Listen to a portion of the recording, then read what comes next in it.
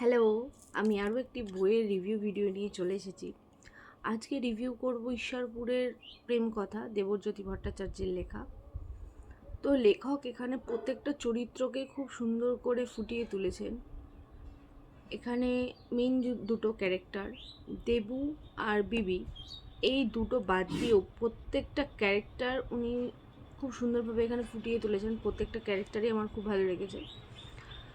আর দেবু কলকাতা ছেড়ে নয়, কলকাতা থেকে ঈশ্বরপুরে একটা চাকরি পায় স্কুল মাস্টারি, তার জন্যেই তার এখানে আসা। যখন সে আসে সে ভেবেছিল হয়তো কিছুদিন চাকরিটা করে আর হয়তো করতে পারবে না, কারণ কলকাতা থেকে এসে একটা প্রত্যন্ত গ্রামে চাকরি করাটা খুব একটা কঠিন বিষয় হয়তো। কিন্তু দেবু গ্রামটাকে খুব ভালোবেসে ফেলেছিল। তারপরে সে 6-7 মাস পরে তার মাকে নিয়ে আসে গ্রামে, কারণ সে একাই ছিল। আর তার যে প্রেমিকা, সে চেয়েছিল দুজনে মিলে বিদেশে গিয়ে কাজকর্ম করবে, একসঙ্গে থাকবে, সেরকমইভাবে চলছিল সব কিছু। কিন্তু দেবু ঈশ্বরপুর ছাড়তে পারেনি। সে ঈশ্বরপুরকে প্রচণ্ড পরিমাণ ভালোবাসত। এই ঈশ্বরপুর না ছাড়ার কারণে বিবিকে তাকে ছাড়তে হয়, কারণ সে চায়নি কাউকে জোর করে তার কাছে আটকে রাখতে বা কারোর ইচ্ছার বিরুদ্ধে গিয়ে কোনো কিছু করতে।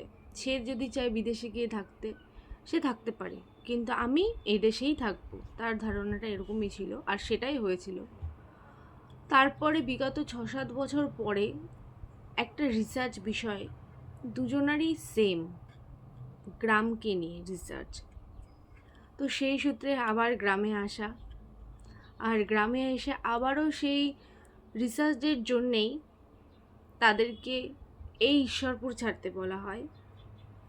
দেবু আবারও সেটাকে রিজেক্ট করে, সে কোনোভাবেই ঈশ্বরপুরকে ছাড়তে পারবে না। দেন বিবি কলকাতা ব্যাক করে।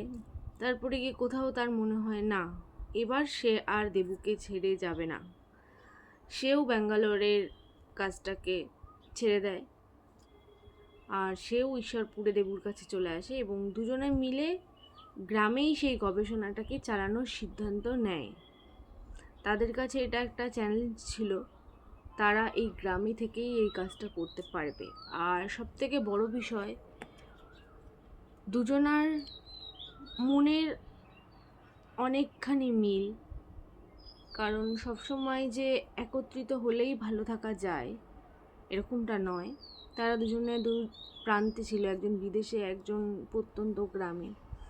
তবুও তাদের যে ভালোবাসা বা তাদের প্রতি একে অপরের প্রতি যে শ্রদ্ধা, সেটা ছিল।